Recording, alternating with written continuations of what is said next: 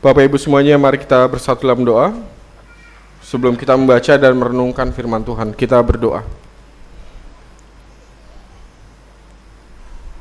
Hari ini kami rindu untuk menghayati kebenaran firman-Mu tentang hari kenaikan-Mu, dan kemudian melihat bahwa apa yang terjadi dalam momen hari kenaikan-Mu juga menjadi salah satu momen yang tidak terpisahkan dalam kehidupan kami. Oleh karena itu Tuhan, pimpin kami dengan kuat kuasa Roh-Mu yang kudus, supaya sewaktu kami membaca dan merenungkan kebenaran firman-Mu, kami bukan hanya sekedar mengerti, tetapi kami digerakkan oleh pengertian kami itu untuk melakukan sesuatu yang baik dalam keseharian kami. Pimpin hamba-Mu, pimpin kami sekalian dalam Kristus Yesus. Kami berdoa dan percaya. Amin. Lukas 24 ayat 44 sampai dengan ayat 53.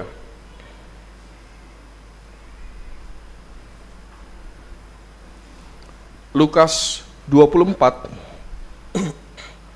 ayat 44 sampai dengan ayat 53. Di bagian paling akhir dari kitab Injil Lukas.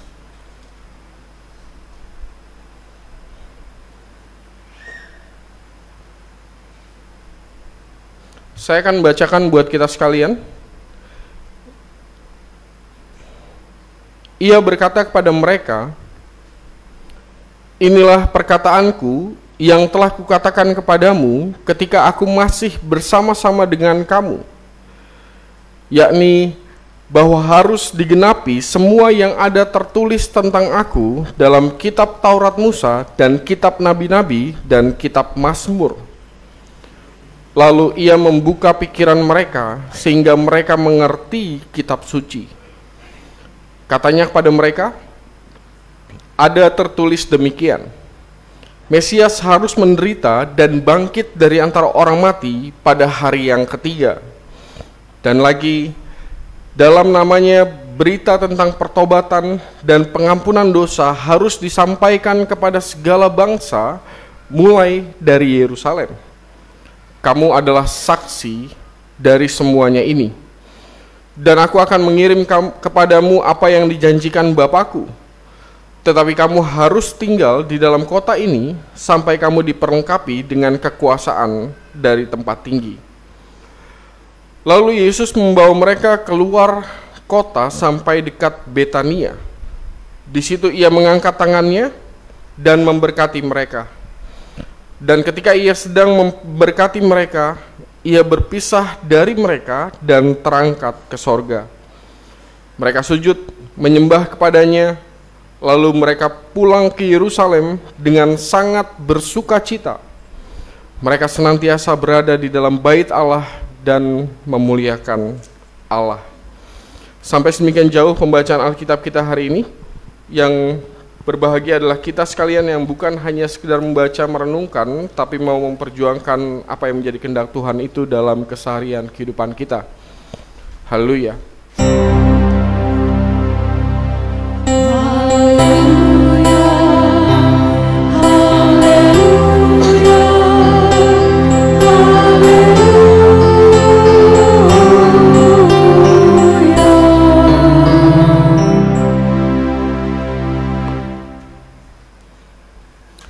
Shalom Bapak Ibu semuanya.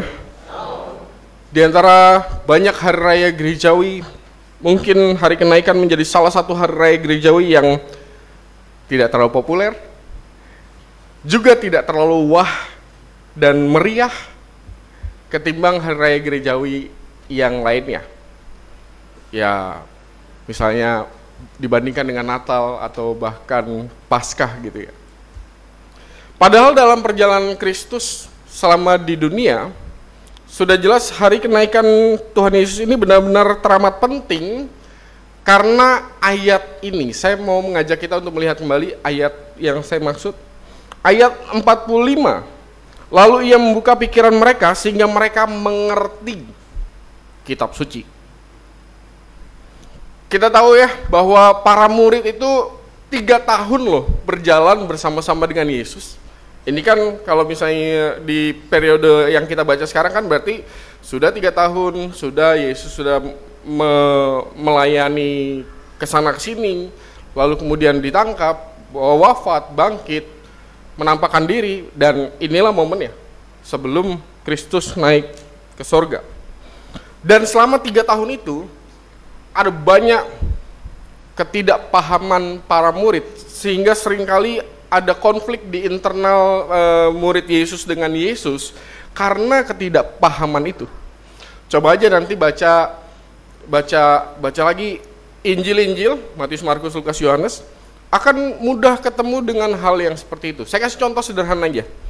Masih ingat peristiwa di mana Yesus ngomel sama Petrus, menghardik Petrus dengan sangat keras. Sewaktu apa? Sewaktu Yesus cerita tentang kita akan ke Yerusalem dan kamu akan melihat bahwa anak manusia akan ditangkap, menderita, wafat, bangkit pada hari yang 3. Lalu Petrus bilang, sekiranya hal itu jauh daripadamu. Kira-kira gitu ya. Dan Yesus marah. Yaitu salah satu contoh di mana ada ketidakpemahaman para murid sewaktu mereka mendengarkan Yesus Yesus yang berbicara tentang banyak hal. Sejak kali pertama perjalanan Yesus gitu ya bersama dengan para murid, tapi di sepanjang 3 tahun itu sepertinya pengertian mereka belum paripurna gitu ya. Masih ngerti tapi kemudian lupa, kemudian nggak paham lagi gitu. Jadi masih campur aduk, dan sampai tiba di hari ini, di hari kenaikan Tuhan Yesus, apa yang dahulu mereka kurang paham, pada akhirnya ada pernyataan bahwa pada akhirnya mereka mengerti. Ayat 44 ya. Inilah perkataanku yang telah kukatakan padamu ketika aku masih bersama-sama dengan kamu 3 tahun sebelum itu, dan mereka banyak gak ngertinya. Lalu kemudian Yesus menjelaskan bahwa ya Mesias memang harus seperti apa yang kamu lihat dalam perjalanan Kristus. Dan pada akhirnya dikatakan bahwa akhirnya mereka mengerti tentang apa yang tertulis dalam kitab suci. Bapak dan Ibu, saya punya satu video. Saya mau ajak Bapak dan Ibu nonton dari film Karate Kid. Bukan film Alkitab sih. Film Karate Kid, sebentar ya. Film Karate Kid ini cerita tentang satu anak SD atau SD kalau nggak salah. Bintang filmnya kalau nggak salah anaknya Will Smith ya, anaknya Will Smith dan Jackie Chan. Jadi ceritanya anak ini dibully sama teman-temannya yang Tionghoa, tapi konteksnya ada di Amerika. Lalu kemudian ketemulah dia dengan Jackie Chan, dan kemudian dia berguru sama Jackie Chan. Dan sewaktu berguru dia dilatihnya dengan cara ini, dan kemudian dia, ya nanti kita nonton lah. Videonya 3 menit kalau nggak salah.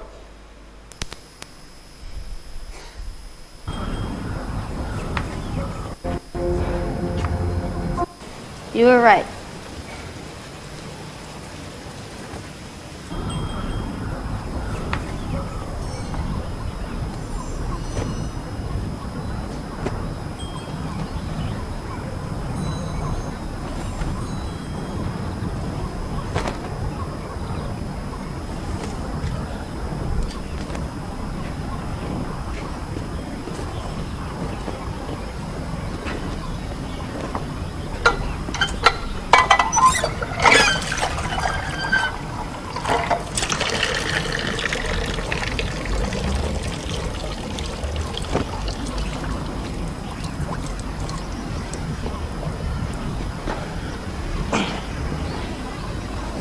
No, Mr. Han, I told you. I get it, okay? Be respectful. I got it. I put my jacket on 1,000 times. I took it off 1,000 times, okay? This is stupid. I'm done. They can beat me up if they want to. And you know why you only have 1 student? Because you don't know Kung Fu. Xiaojui. What?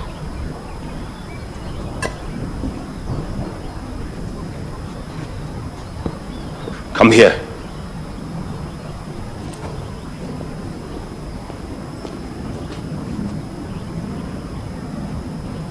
Check it on. Mr. Han, I already... Check it on.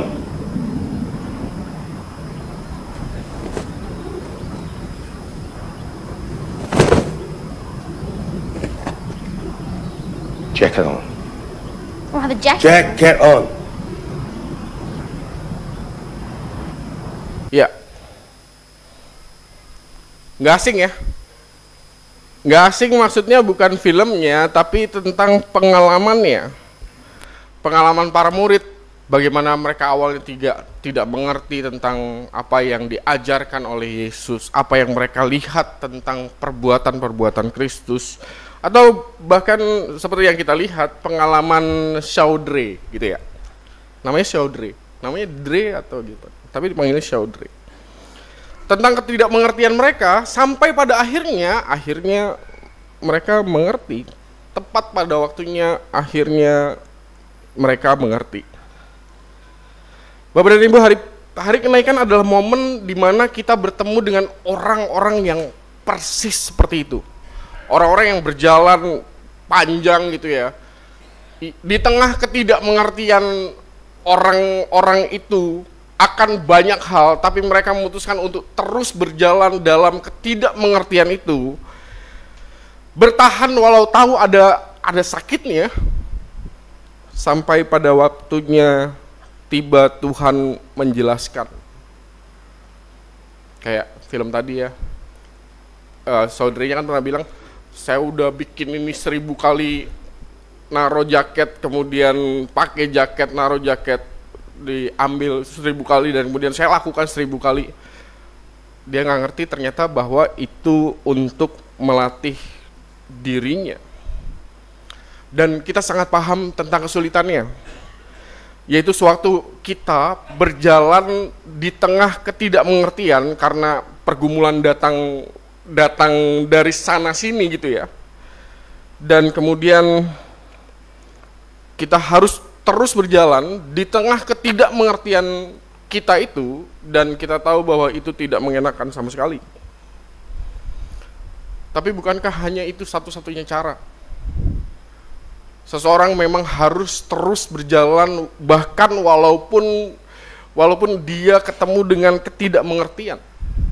Karena sewaktu seseorang memutuskan untuk berhenti berjalan, akhirnya dia menyerah, kan gitu kan ya? Nggak ada pilihan lain soalnya.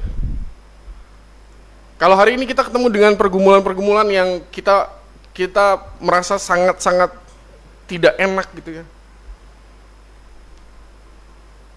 Ada pilihan lain selain kita memutuskan untuk terus berjalan, walaupun kita tidak mengerti, kita ngomong sama Tuhan, dan kita masih belum mengerti, dan kemudian kita memutuskan terus berjalan di tengah ketidakmengertian kita itu, sampai pada akhirnya, tepat pada waktunya, dengan cara Tuhan menjelaskan kepada kita.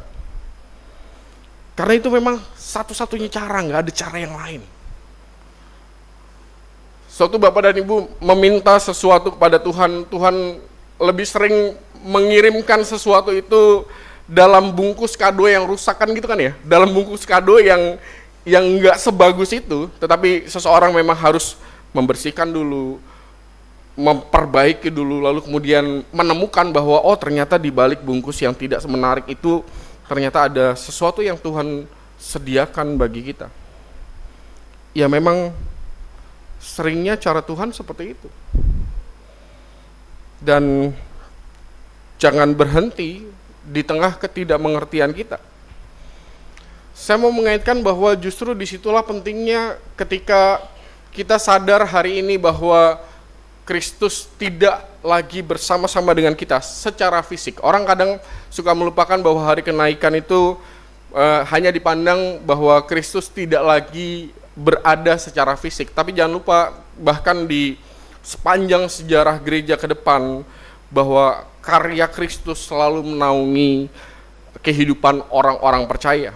Sehingga pada akhirnya dari sana kita bisa menemukan apa yang awalnya kita tidak mengerti, tapi tepat pada waktunya. Sewaktu kita terus berjalan dan kita memiliki teman seperjalanan yang saling menopang, Dan itu bukan hanya tentang keluarga kita di rumah, tetapi juga bagaimana Bapak dan Ibu ada bersama-sama dengan kita sebagai persekutuan orang percaya. Maka itu menjadi sesuatu yang penting. Bagaimana kita menemukan seseorang persekutuan yang pada akhirnya menguatkan kita sewaktu kita berjalan di tengah ketidakmengertian. Karena kalau sendirian aja kan pasti akan sangat berat. Tetapi sewaktu Bapak dan Ibu tahu bahwa Bapak dan Ibu tidak sendirian, ada keluarga jemaat yang senantiasa menopang, menguatkan, maka itu menjadi kekuatan kita untuk menemukan apa makna di balik ketidakmengertian kita. Dan sewaktu tema kita dibilang diutus tanpa ditinggalkan, maka bukankah pada akhirnya sewaktu kita memang diutus Tuhan untuk memberitakan kabar baik, pengalaman ketidakmengertian Bapak dan Ibu menjadi sesuatu yang sangat-sangat kuat untuk diceritakan pada orang, karena semua orang akan mengalami itu dalam versi masing-masing gitu ya. Mereka yang tidak mengerti, lalu kemudian mereka putus asa, dan di tengah keputusasaan itu tiba-tiba mereka mendengar kesaksian dari Bapak dan Ibu bahwa Bapak dan Ibu pun sempat ada di titik itu, tetapi berjalan sehingga pada akhirnya kita menemukan apa yang dirancangkan oleh Tuhan. Maka itu menjadi satu kesaksian yang luar biasa kuat yang akan menggerakkan orang lain juga. Dan itulah tugas pengutusan kita. Kita diutus bukan hanya tanpa pengertian, tanpa pengetahuan apa-apa, tetapi jadikanlah pengalaman Bapak dan Ibu dalam hidup bersama-sama dengan Tuhan menjadi satu kesaksian yang kuat. Terakhir, semoga saya masih ingat ya, karena ini saya baru ngeh di sini. Di beberapa hari yang lalu saya baca status WA teman saya tentang dia mengutip khotbah pendeta.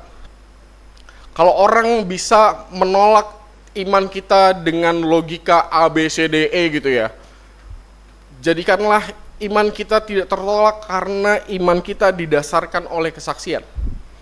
Maksud saya kalau misalnya orang bisa menolak, wah masa Tuhan jadi manusia gitu misalnya, ya nggak apa-apa orang menolak. Tapi sewaktu kita mempunyai kesaksian hidup bersama-sama dengan Tuhan, dan itu adalah dalam kerangka iman kita, siapa yang bisa menolak? Benar gak sih? Lawang itu pengalaman imannya Bapak dan Ibu kok. Ya kalau orang percaya syukur, nggak percaya ya udah. Jadi selamat berjuang, selamat menemukan pengertian dari Tuhan di balik semua perjalanan kehidupan kita yang kayaknya lebih sering kita nggak ngerti. Tapi pada akhirnya kita dibuat mengerti, sehingga melalui pengertian itu, disitulah menjadi kekuatan dari pengutusan dari Tuhan untuk kita yang menjadi kesaksian kita. Tuhan memberkati, Tuhan menolong, amin.